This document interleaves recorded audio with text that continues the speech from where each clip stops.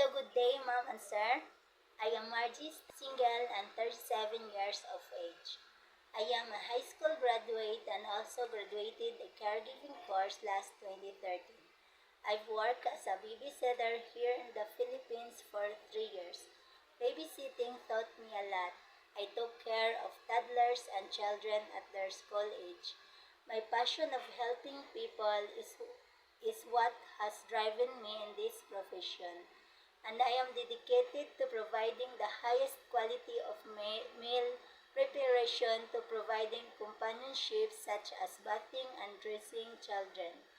In addition to my work experience, I've also worked as a domestic helper in Kuwait City for 1 year and 1 month.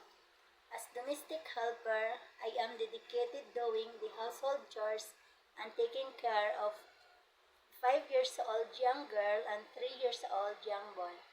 I believe I have the skills and experience that you're looking for.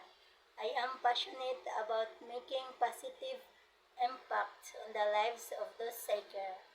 Thank you for considering my application, and I am looking forward to work with you. Thank you and God bless.